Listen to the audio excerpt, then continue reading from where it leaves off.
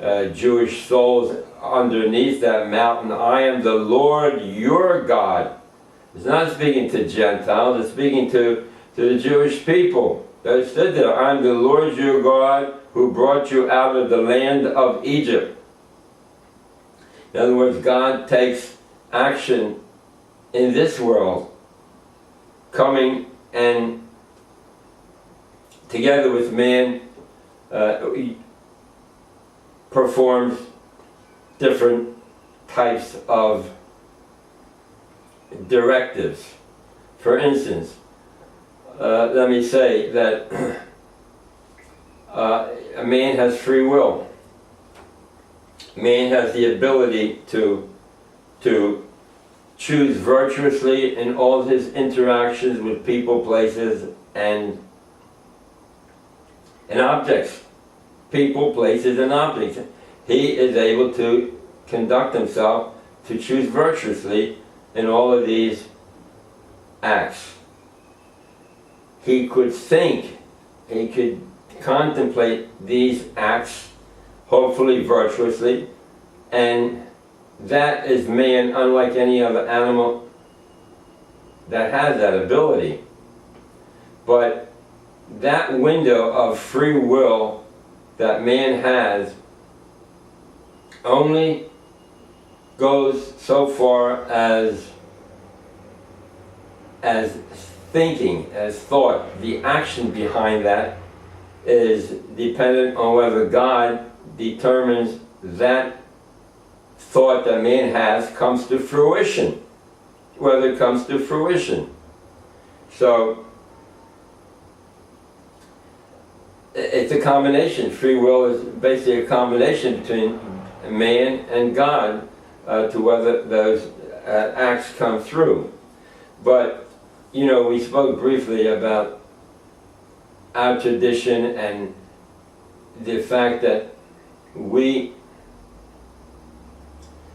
have that tradition going back to Mount Sinai on the importance of living by the standards that were given to us at Sinai. Now, there's a wide range that will make you, that keeps you into the fold, so to speak. You know, from the Haredi to the modern young Israel type, where ball playing and these activities are more or less emphasized to a great degree. And I don't know how a Jewish day school, for instance, has the time to give over to those sports teams, whether it's basketball, hockey, junior varsity and varsity teams, and all the practice that goes into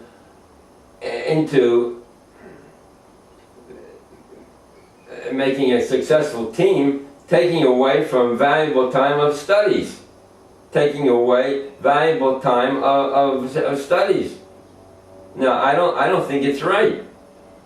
Well, we have to have some relaxation. But if you really get involved with Torah learning, you will not want to do anything but learn. That'll happen. But I mean, yeah, you need physical time, you need relaxation, something to do a little bit different, and of course it's understandable. But why not have self-defense courses or karate lessons in the school? Look, I'm asking you. I know a lot of people at the Young Israel of Woodmere in the 5 towns listen to this program. It's on Optimum Online on Saturday night at 9 p.m. And you know, it's one thing to listen, and another thing if you agree to take some action. Like, for instance, we should speak to the rabbi. Here I have Rabbi Millers. Let your voice be known that that I suggest a 20-minute non-compulsory time for people during the workday to look into some kind of a sefer, whether it's reading the Bible portion, weekly portion every day, or reading on ideology, which with Rabbi Millers works, to whatever. But you can't waste time, and that's why it's so important to use your spare time during the day.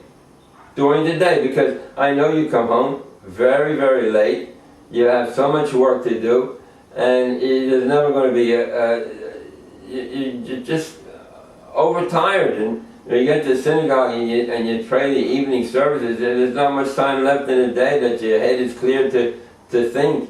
But during the day, try to make 20 minutes. And you can tell Rabbi Millers. I mean, I spoke with him and I suggested this 20-minute program that we should have all our congregants and friends and partake of.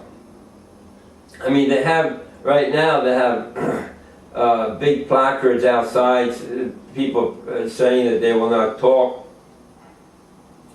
during the prayer service, and people have signed that placard.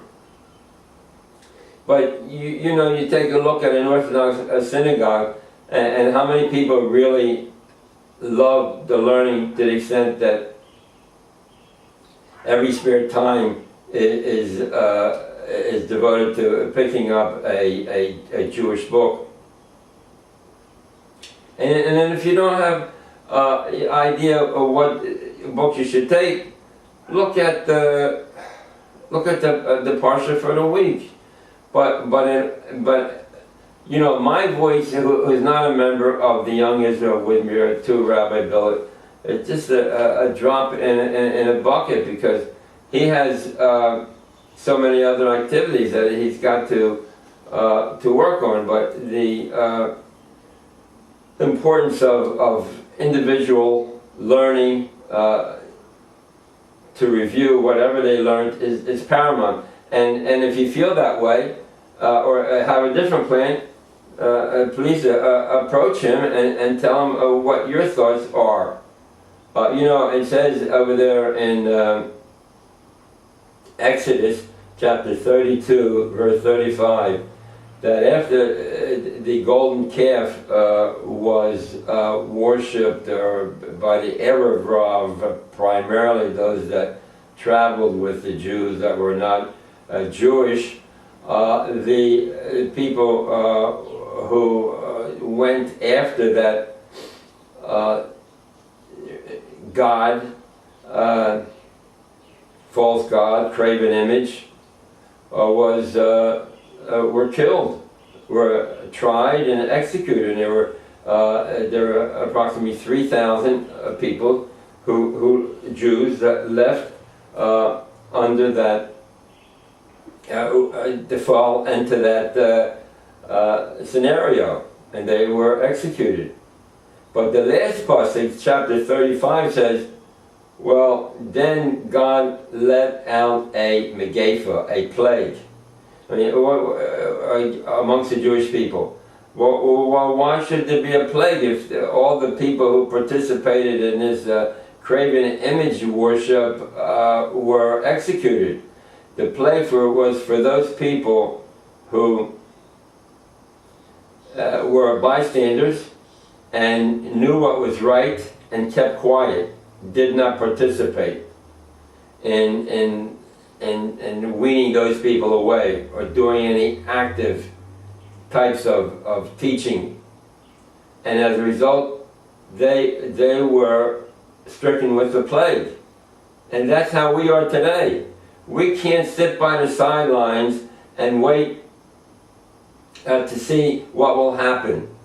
I mean, it's not enough that they young Israels and the modern Orthodox synagogues have speakers continuously speaking, droning on catchy topics, which only a small percentage of the membership take or are involved in, and with very minimal type of audience participation. And the minimal audience participation is not effective in learning what the speaker has to say. The speaker has spent many minutes preparing his lecture, and that's what we should do. We should have some kind of a program open to all, for everyone to participate and on a meaningful basis, so that they will understand what was said, and not just go away with a minimal amount of understanding what happened.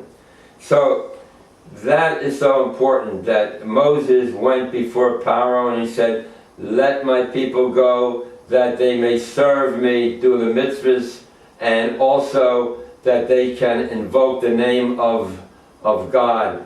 They should invoke the name of God throughout the world. So that is our charge. So, what had happened was that 10 plagues, beginning with their God, the Nile River was changed into blood, and they had nothing to drink. All the water turned into blood. The second plague was the fact that frogs came out, F-R-O-G-S, came out day and night and invaded the homes of the people, that they could not stand and could not sleep. And that is something that was unbearable, and Pharaoh said he would allow them to go, and God hardened Pharaoh's heart. He took away his free will for all the evil he had done to the Jewish people previously, and as a result he reneged on his promise, and he was again afflicted with more punishments. Okay, so one of the next punishments was keenum, lice, which means the infliction of lice throughout a man, woman, and child. And that was a louse. If you describe what a louse is, it's like an unreal creature, in that little, almost microscopic insect has the ability to exude a chemical, a cement type chemical, like liquid cement, where Israel filled the murderous Hamas Arabs in their tunnels, right? The louse has a liquid cement that hardens, and he attaches himself to the hair follicle,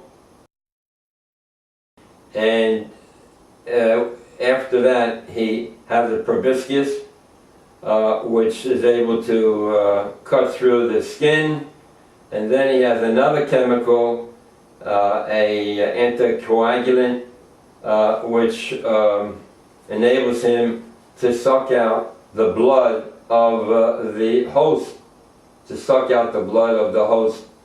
that being the human. That is what one louse can do. Can you multiply that by all the lice at that time, and you can see how miserable the people were, because it created infections and bites and everything. This is a picture of the couple who were shot at a bus stop in the land of Israel, and their unborn child had to be delivered, and the child lived for only a few days and was killed. The murderous Arab was taken into custody. He was caught eventually, and he was put into prison and given a life term of prison instead of being executed for murder. And that's the problem. You have daily people throwing stones, committing acts of murder, actual acts of murdering couple. This is January the 15th, 2019, and there was a couple who was murdered in Israel in their apartment. The neighbor had heard some noise, and they didn't investigate further. They were just beside themselves. They were found dead, murdered, and what happens? They get the perpetrator and they put him in prison. And in the meantime, the people are dead. They're murderers. Why do they call them terrorists? Who knows what a terrorist is? They're murderers. And it's the government of Israel that has not kept their interest in the Jewish people by not having a sentence for murderers. Here is a recent when 3 Jewish teens were killed. They suffered. The perpetrators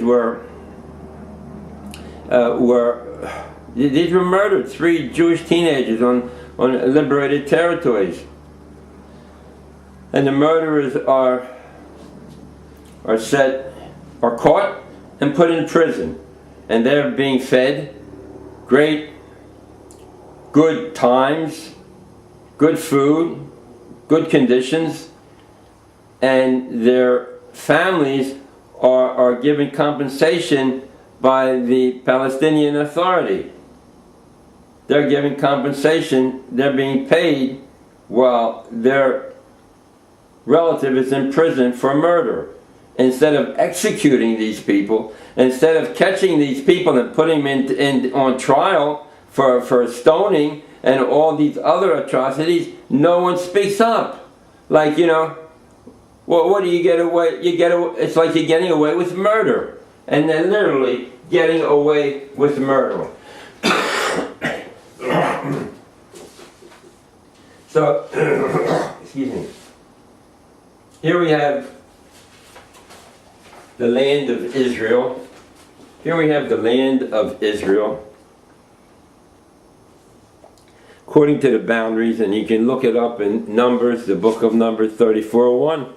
It gives you the actual boundaries, the God-given boundaries of the land of Israel. Now, here they gave this piece away, which was a God-given piece that belonged to the Yeshiva Yehuda, the tribe of Yehuda, right? They just said, listen, let's give them away, part of the Gaza. And what do? They shoot rockets into the neighboring Jewish settlements. And Israel doesn't attack. Well, we're waiting for the big attack, and whenever that comes, then we'll hit them hard. Oh, they'll feel the hand of the mighty IDF forces once we want to attack them. But that is getting away with murder again. Here, the Gaza Strip is being supplied by energy and money that Israel feeds through them, allows to be sent to them. And here, the poor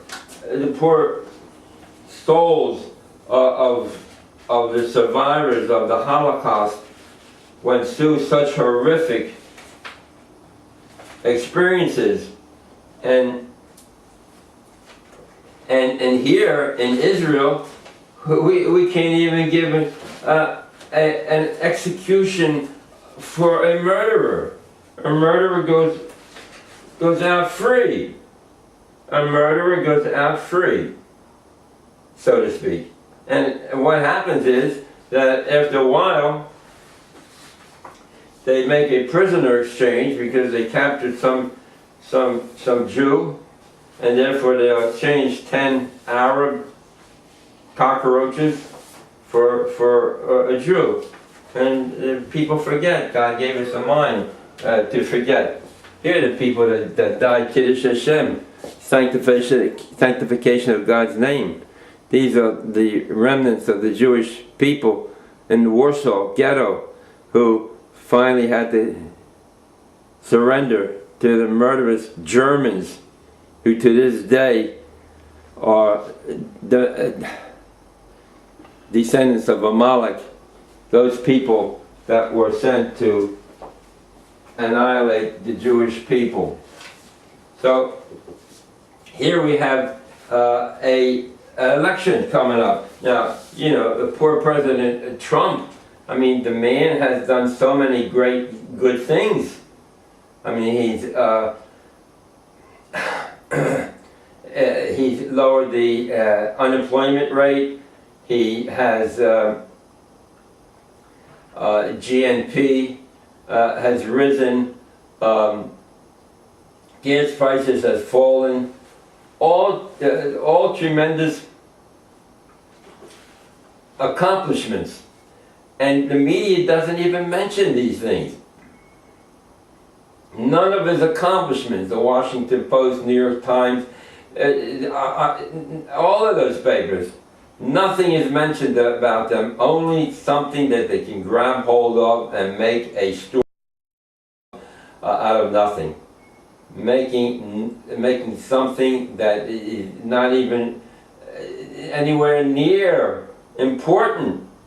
I mean, like the President of the United States has been working for Russia. For what reason? It's unbelievable. And then you know, they used to try him on the mistresses that he had. Look, we're not electing a saint. We want to know what he's doing for the country, and to have the people come along to honor the flag and to be proud of being an American. You don't have that among the opposition. Only they're interested in the next election. Who will be running? What Democrat will oppose? And in the meantime, character assassination of the present president, and continuously propaganda to make our president evil. And you know, if you get so much of it, you begin to believe it. I mean, here thousands of people coming across, new caravans all the time, wanting to break through the barrier. It's impossible that a country can exist if there are no borders. If you want to come here, fine. But you have to do it legally. You have to wait your turn. You have to be processed. I mean, what they should do, maybe, you know, Canada is such a warm country. Let them go to Canada if that's what is needed. But to shut down the government and for a Democrat to not see things as the Republicans do, not one or two. You know, before the last election, there was a senator in West Virginia, a very popular senator, a Democrat, and he he preached to his constituents that vote for me because I back Trump. and even I voted for the Kavanaugh Supreme Court Justice. You see, I voted for Kavanaugh. You see, I'm elected a Republican. But once he got elected narrowly, he's not going over to the Republicans. He's not backing Trump. And that being the Supreme Court possible candidate that was knocked down, and they needed 1 or 2 votes. But this West Virginia senator, he didn't vote for that person. No, he didn't vote for that person. He's a Democrat. In the next 6 years, who's going to remember what he promised before the elections and what was it, 2018 or whatever it was, 2016, I don't know. Anyway, it's ridiculous. Instead of doing some work among the communities and seeing what is needed, they are talking about next election. Who are we going to run against? Trump. We have Warren from Massachusetts, a quiet Mayor Bloomberg. He's going to spend $5 billion of his own money. You know, to Biden. You know, that's all they're talking about. Who's going to run against him? Let's do some house cleaning now and see some of the bills that benefit America are processed and passed. Take a look at the papers and see what you see there. That's enough for that subject. But let's talk about, we're in politics. Let's speak about Israel politics. You know, Likud is supposed to be a shoo-in. It's supposed to be such a shoo-in as no contest. But, you know, if he gets in,